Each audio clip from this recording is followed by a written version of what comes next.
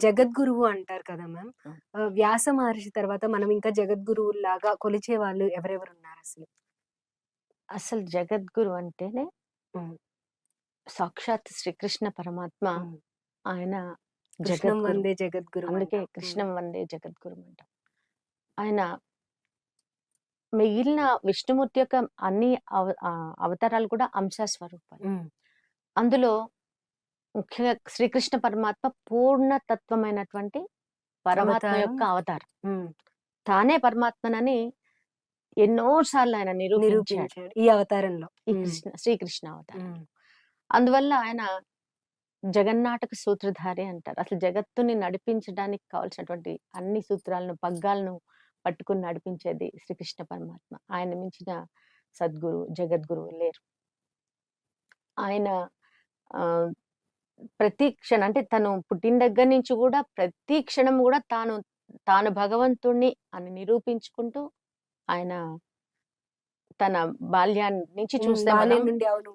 యశోదమ్మకి లోకాలన్నీ చూపించడం. చూపించటం, ఆ ఆహ్, తర్వాత హ్మ్. పుట్టడమే జన్మిస్తూనే హ్మ్. చెరసాలలో జన్మించినప్పుడే చతుర్భుజాలతోటి హ్మ్. విష్ణుమూర్తిగానే ఆయన కనిపిస్తారు. హ్మ్. జన్మించారు. ఫస్ట్ హ్మ్. ఆయన వాళ్ళకి దర్శనం ఇచ్చారు. ఓకే. అట్లా ఆయన ప్రతిసారి కూడా తాను భగవంతుడిని అనేది నిరూపిస్తూనే వచ్చారు. హ్మ్. ప్లస్ ఆహ్, ఆచరిస్తూ, ఆచరింపు చేస్తూ వచ్చారు. ప్రతీదీ తాను ఆచరించారు. అలా. Okay ma'am. ఆ తర్వాత మనం ఒకసారి ముందుగా కృష్ణుడి మీద కూడా ఒక పాట పాడుకుందాం. తప్పకుండా. ఓకే. ఏదో ఒక క్వెషన్ అడగబోతున్నాను. కానీ పాట ముఖ్యం గదా మనకి. ఓకే. తప్పకుండా. ఎందుకంటే ఆహ్, పాట నా ప్రాణం. సో, అట్లా గూడా. కృష్ణాష్టకం అనే దాంట్లో హ్మ్. ఆయన గురించి నేను చెప్పినటువంటిది ఉంది. ఓకే. ఈ దాన్ని నేను మీకు పాడి వినిపిస్తాను. వసుదేవసుతం దేవం కంసచాణూరమర్దనం దేవకీ పరమానందం కృష్ణం వందే జగద్గురుం అతసీ పుష్పసంకాశం హారనూపుర శోభితం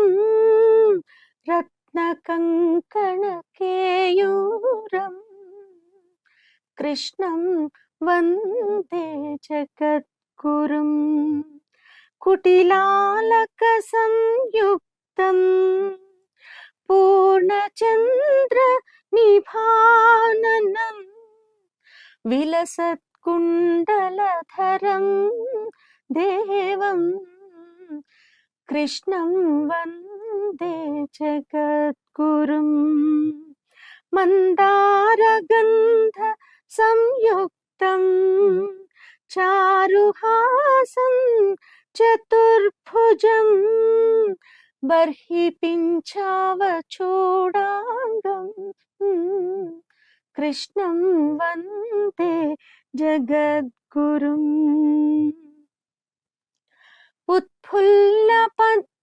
ఉత్ఫుల్లపద్మపత్రాక్షం నీలజీమూత సన్నిభం యాదవానాం శిరోరత్నం కృష్ణం వందే జగద్గురుం రుక్మిణీకేళి సంయుక్తం పీతాంబర సుశోభితం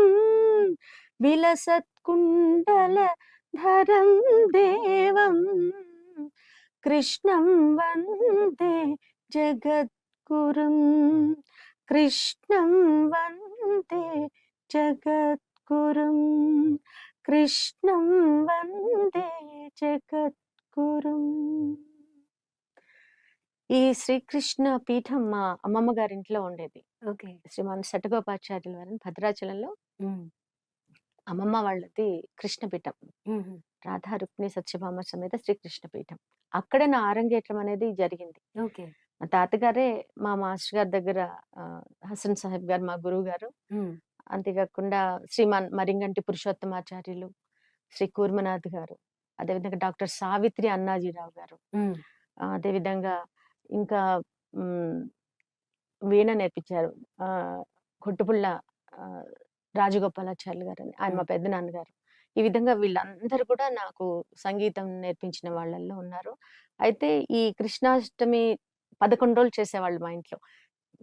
ఏకాదశి నవరాత్రులని చెప్పేసి ఓకే. కృష్ణాష్టమి హ్మ్. చేసేవాళ్ళనమాట తాతగారింట్లో. ఓకే. అప్పుడే ఇది పాడుతుందని చెప్పేసి సంగీతం నేర్చుకున్న తర్వాత మొట్టమొదటి అంటే నేను డాన్స్ నేర్చుకున్నాను.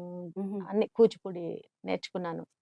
వీణ, డాన్స్, సంగీతం మృదంగం అన్నీ. సూరిబాబు గారని చెప్పేసి హ్మ్. భద్రాచలం దేవస్థానంలోనే మృదంగం విద్వాంసులుండేవారు. ఓకే. ఆయన దగ్గర మృదంగం నేర్చుకున్నాను కొంతకాలం. తర్వాత ఈయన వెంపటి కోదండ రామశాస్త్రి గారి దగ్గరేమో కూచిపూడి నేర్చుకున్నాను.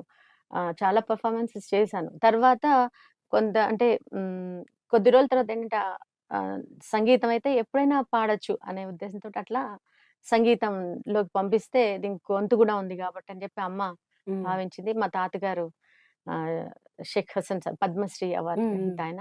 షేక్ హసన్ సాహిబ్ గారు. హ్మ్. నాదస్వర విద్వాంసులు. ఆయన దగ్గర నన్ను కూర్చోబెట్టాడు. తెల్లవారుజామున ఆయన ఎక్కడుంటే అక్కడికి. హ్మ్. గోదావరి ఒడ్డునుంటే గోదావరికెళ్ళిపోయేదాన్ని.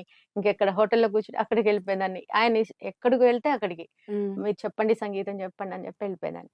ఆఖరికి నా బాధ భరించలేక మొదలుపెట్టారు. తర్వాత మా మామయ్య గారు శ్రీమాన్ మరింగంటి పురుషోత్తమాచార్య గారు. చాలా గొప్ప విద్వాంసుడాయన. ఆయన ఓకే. దగ్గర వయలిన్ అన్నమాట. చాలా గొప్ప విద్వాంసుడు. ఆయన దగ్గర నేర్చుకున్నాను. అట్లా నడుస్తుంది. ఆ శ్రీకృష్ణాష్టమి జరిగే వేడుకల్లోనే నేను ఈ కూచిపూడి అరంగేట్రం చేశాను. అరంగేట్రం. అట్లానే నా సంగీత కచేరీలు గూడా ఆ రోజే ఇచ్చారు. అక్కడే ఓకే. పాడేదాన్ననమాట. ఈ గోదావరిని గూడా మాస్టర్ గారు క్లాస్ చెప్తుంటే గోదావరిన పాడుతూ కూర్చునేవాళ్ళం గదా! హ్మ్. కూర్చుంటే ఆహ్, ఒక్కోసారి డబ్బులు గూడా యేసేవాళ్ళు. అంటే అయ్యో! అప్పుడు కాదని చెప్పి మళ్ళీ వాళ్ళకిచ్చేసి నవ్వుకునేవాళ్ళం. రెమ్యునరేషన్ ఇప్పుడే స్టార్ట్ అయిపోయిందని. హ్మ్. అట్లా నవ్వుకుంటూ సరదాగా అన్నమాట. మాస్టర్ అదే గారు భద్రాచలం టెంపుల్‌కొస్తూ ఉంటారు గదా! చాలా మంది. హ్మ్. గోదావరిలో స్నానాలకొస్తారు. హ్మ్. అదంతా అవును. ఉంటుంది కదా! హ్మ్. వాళ్ళు వెళ్తూ పాడుతూ ఉంటే, మా హ్మ్. మాస్టర్ గారు ఎక్కడంటే అక్కడ కూర్చోబెట్టి చెప్పేస్తూ ఉండేవారు. హ్మ్. దాంతోటి నాకు ఏం లేదు. ఆయన ఎక్కడ చెప్తే నేర్చుకోవడం ఒక్కటే నా హ్మ్. ఇంపార్టెంట్. నువ్వు ప్లేస్ నేర్చుకోవాలంటే ఏంటి అనేది విషయం అస్సలు కాదు. లేదు. హ్మ్. మాస్టర్ గారంటే మాస్టర్ గారే. హ్మ్. ఆయన చాలా ఆయన నేర్పించిందే ఆ విద్య. ఓకే. అప్పుడు అక్కడ కూర్చొని పాడుతుండేదాన్ని. ఎక్కడ కూర్చోబెడితే అక్కడే పాడేసుకుంటూ ఉండేదాన్ననమాట. Okay ma'am. అట్లా.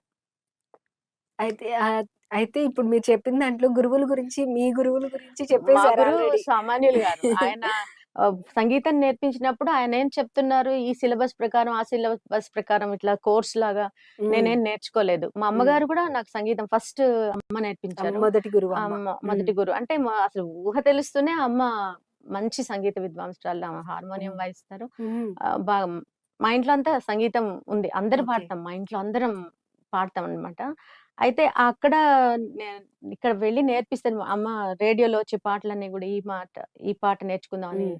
మన మహాభాష్యం చిత్తరంజన్ గారు పాటలు నేర్పిస్తూ ఉండేవాళ్ళు. ఓకే. అవన్నీ గూడా రాయటం నేర్పించేసాను. అప్పట్లో టేప్ రికార్డర్స్ అవన్నీ హ్మ్. లేవు. హ్మ్. అట్లా నేర్చుకోవడం. తర్వాత ఇట్లా నేర్చుకుంటూ ఈయన దగ్గర పెడితే బావుంటుందంటే అట్లా నేర్చుకుని ఫస్ట్ అరంగేట్రం కూడా ఈ కృష్ణాష్టమి వేడుకలు. అందుకని కృష్ణపీఠం అంటే ఇగ మా ఇంట్లో ఓకే.